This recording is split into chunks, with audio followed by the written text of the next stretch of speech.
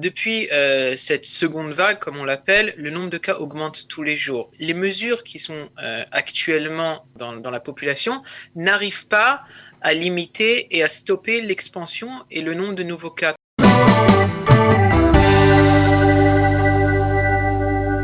Docteur Jonathan Lelouch. Docteur Lelouch, bonjour. Bonjour. Merci d'être avec nous. Vous êtes microbiologiste et donc vous êtes bien placé pour nous parler justement de tout ce qui se passe autour de ces contaminations qui inquiètent aussi bien le ministère de la Santé que le gouvernement en entier. Alors, on parle d'un chiffre de 2000 contaminations par jour, ce chiffre un peu barrière qui fait peur un peu au ministre de la Santé. Pourquoi ce chiffre de 2000 est important? Pourquoi il fait peur au ministre de la Santé? Je pense pas que 2000 c'est un chiffre qui est de façon qui a une certaine logique. Je pense que le ministère de la Santé s'est fixé un seuil où il est capable de dire à partir de ce seuil, je suis obligé de prendre des restrictions, puisque la politique est de limiter les restrictions, d'essayer de ne pas en prendre, d'essayer de favoriser l'économie qui en se déroulant la plus normalement possible. Donc, je pense que 2000, ça a été un seuil qui a été fixé de façon arbitraire pour permettre de se fixer des objectifs. Alors, on va quand même parler de ces cas qui augmentent.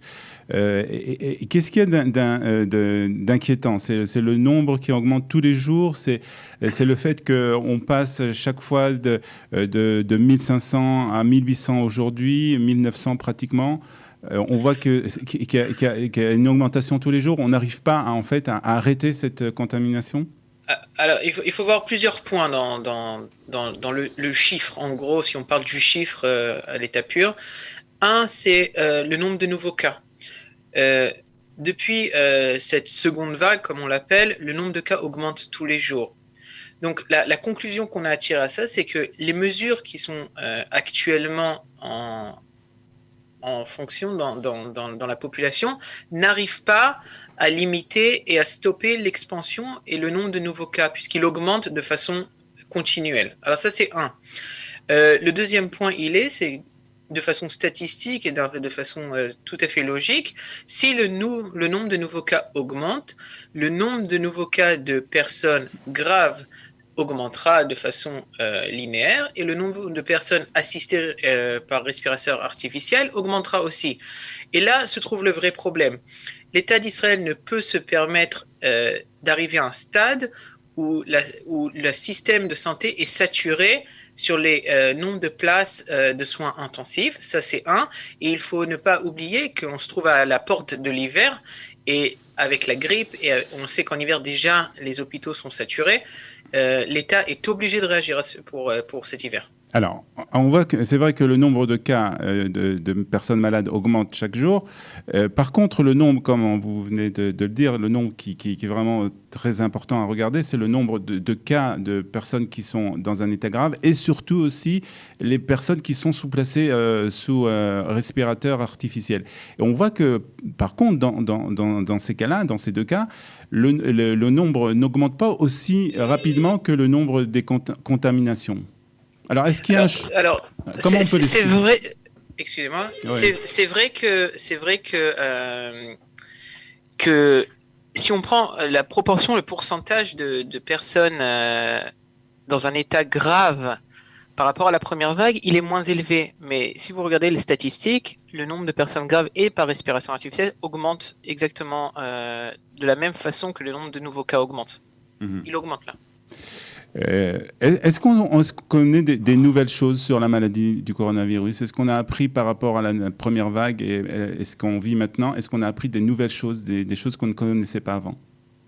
Je pense que oui, on apprend puisque la science évolue tous les jours. Il y a énormément de publications scientifiques qui sortent tous les jours et toutes les semaines sur le sujet.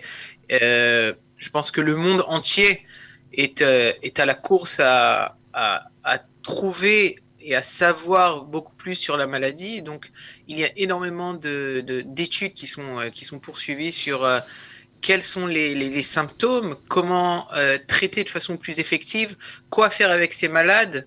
Je pense qu'aujourd'hui, les traitements ils sont beaucoup plus efficaces, même si on n'a pas de vaccin et on n'a pas de traitement approprié purement au Covid-19. Mais je pense que les traitements ils sont plus efficaces. On sait mieux faire avec les malades, on sait mieux les gérer.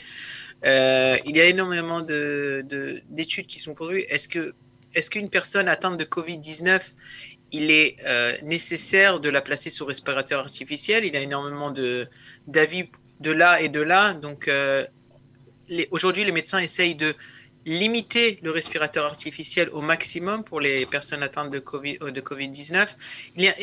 On apprend énormément d'un point de vue génétique sur le virus. On apprend énormément que oui, il y a des mutations, oui, le virus évolue. C'est peut-être une des raisons pourquoi il est considéré comme être un peu moins violent que la première vague. Donc oui, on sait beaucoup plus aujourd'hui, ça c'est sûr. Concernant la façon dont le virus est passé de personne à personne, est-ce qu'il y a des nouvelles choses qu'on a apprises ou c'est toujours les mêmes choses qu'on sait depuis le début? Alors, non, on apprend plus.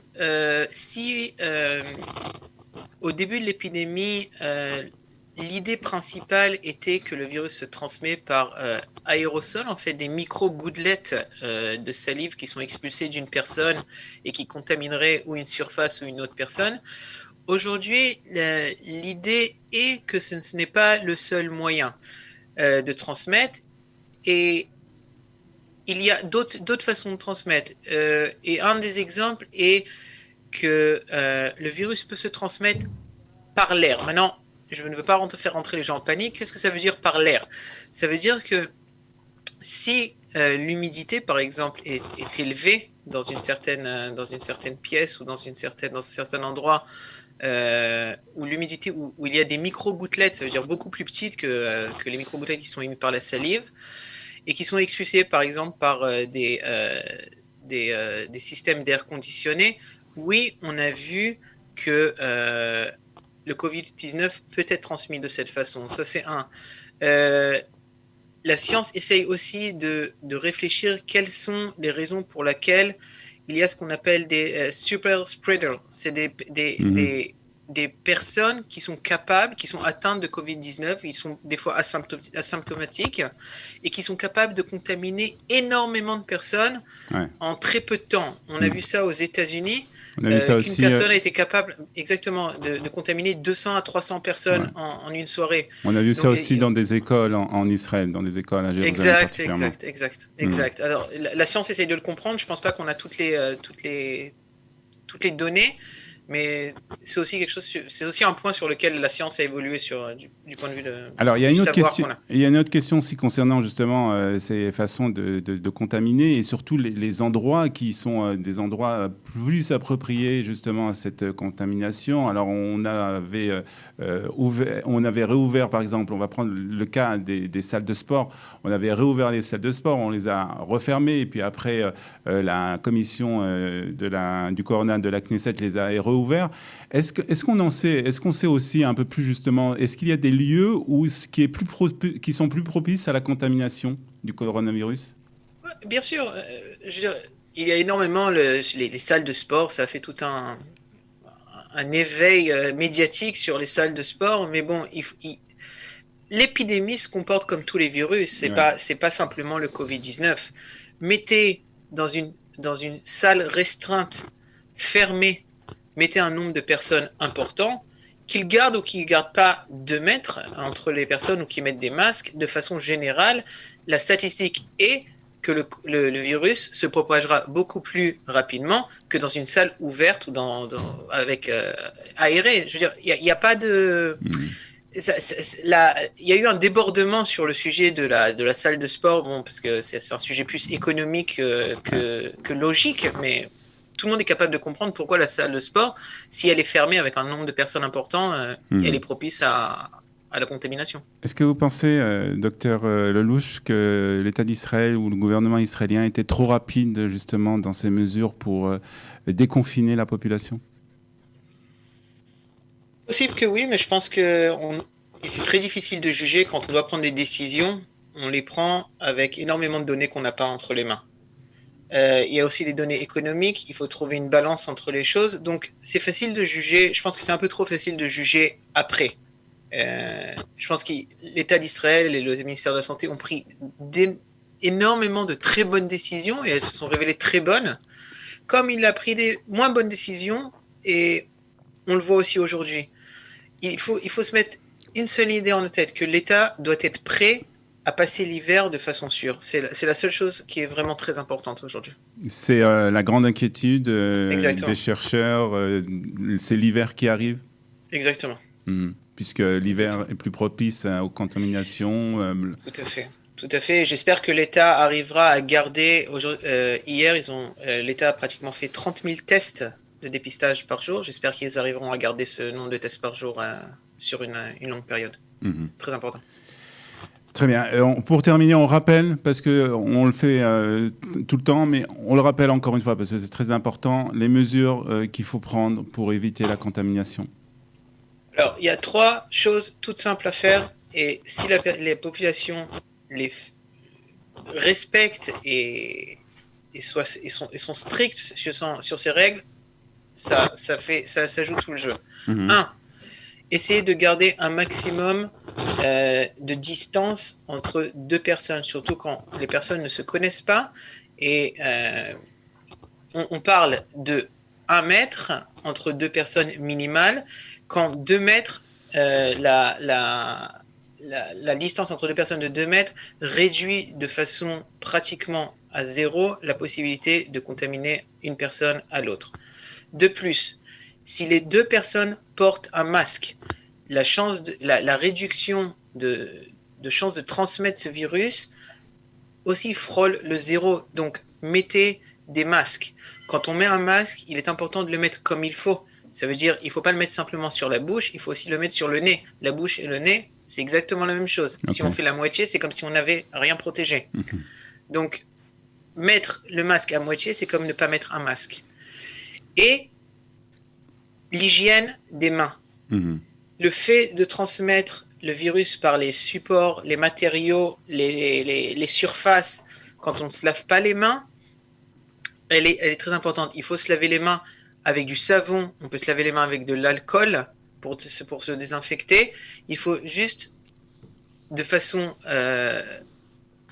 quelques fois par jour même, ou de façon à réfléchir que quand je vais au travail et je sors du travail, je me lave les mains. Quand je rentre chez moi, qui est un endroit plus sûr, je me lave les mains avant de rentrer à la maison. Je sors de la maison, je me lave les mains pour ne pas emmener le virus au travail si chez moi il y a une personne qui est contaminée.